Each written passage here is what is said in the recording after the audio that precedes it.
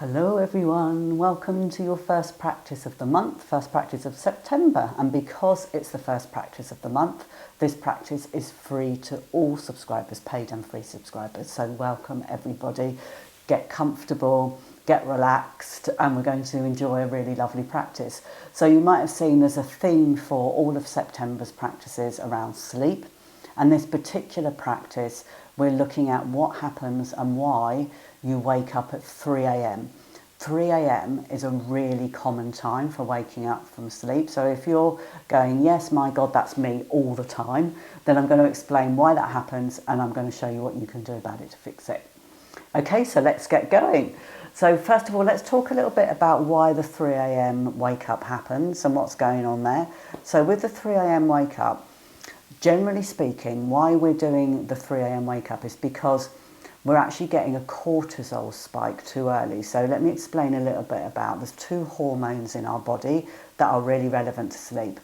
The first one is called cortisol, and cortisol is a hormone that our body releases to wake us up.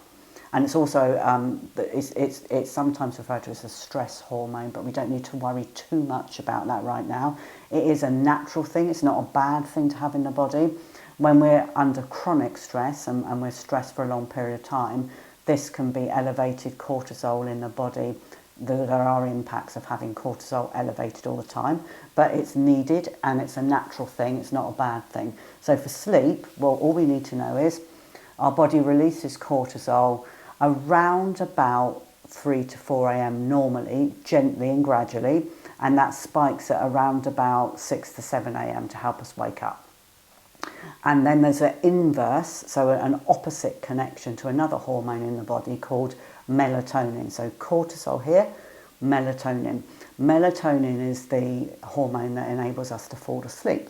So our body will start releasing melatonin, and it's normally linked to our circadian rhythm, our rhythm that's connected to light and dark and time.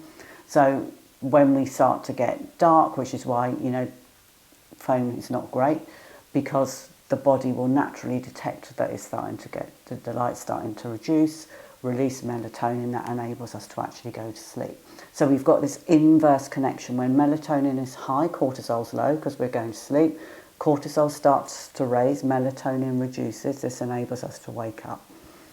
When we are constantly switched on throughout the day and our body's not able to rest and we're under increased stress, pressure, anxiety, this can often cause cortisol to spike early. So cortisol release is much too early, so hence we wake up at 3 o'clock rather than 6 o'clock or 7 o'clock or whatever your normal wake up time is. If you're thinking 6 o'clock, my God, or I actually wake up at 5:30, I'm a morning person, okay? So, I know this is not everyone's wake up time. So whatever your wake up time is, cortisol is released to enable that to happen. So what I'm going to show you in this practice video is a technique that I'd like you to do throughout the day. So the other mistake people make with sleep is they just think about sleep 10 minutes before they get into bed. And actually, good or bad sleep is made throughout the day. So it's not made 10 minutes before we get to bed. If we've been constantly aroused throughout the day, we're very unlikely to get a good night's sleep. If we've been regulating ourselves throughout the day, we are likely to get a good night's sleep. So it's definitely to do with what we do throughout the day. So I want you to think about sleep. If you're having bad sleep, think about what you're doing throughout the day, because this is going to have a huge impact. So what I'm going to show you is a thing called the butterfly hug or butterfly taps with some box breathing. So we're going to just sit on the floor comfortably or in a chair, whatever's more comfortable. You do need to be seated though, rather than lying down. And we're just going to place our hands like this. And then we're going to start tapping either side.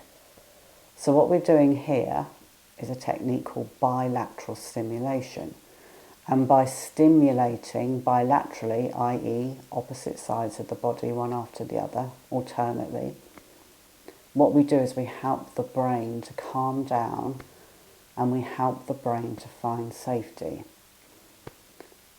So we're stimulating left side, right side, right side. And you might think to yourself, this is what happens when I walk. And you'd be absolutely correct. So this is why walking is also really good for stress, anxiety, because we get natural bilateral stimulation. So we just tap, tap. And then we're going to bring in some box breathing as well. So all through the nose.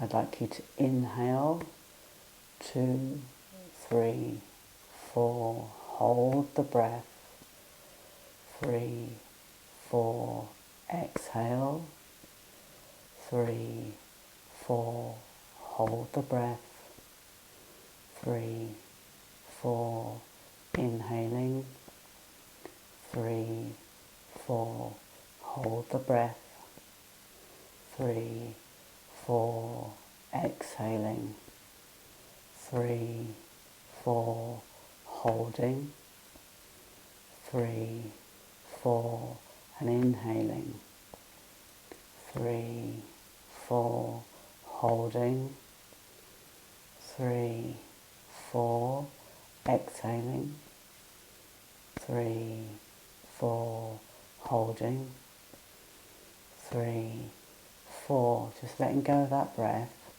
And now we're just going to gently stroke the arms. So we're using the bilateral stimulation the same. This is called self-havening. This helps the body to find safety, to feel safe. So we're going to gently just stroke either side of the face. This is like a really, really comforting feeling. And you can do this if you do get anxious. This is a really nice one to do. It's like self-comforting. So we're just stroking, like self-hugging, self-regulating really. So this is what, someone that we're close to, someone that loves us might do this if they were trying to ease our discomfort. And we just go back to the tapping. So let's just do one more round of the box breathing. Inhaling through the nose, holding, exhaling through the nose, holding, inhaling through the nose, holding, exhaling through the nose, holding, and just releasing. Well done. So this is something you can do throughout the day. I would recommend to start with, you try to do it maybe 4 or 5 times. Just stop what you're doing and just do it for a couple of minutes. That's all that's needed. It's not big long practices, just a couple of minutes, and just check in with yourself and see when you start to feel like your body's relaxing. If you're not sure how to feel when you're going into a relaxed state, check out my nervous system introduction course, the free course. There's a video in there called Felt Sense Practice, and I explain exactly how to connect with your body so you start to understand and to feel how aroused or not your body is. Okay, I hope you enjoyed that practice, and I will see you next week. Have a great week.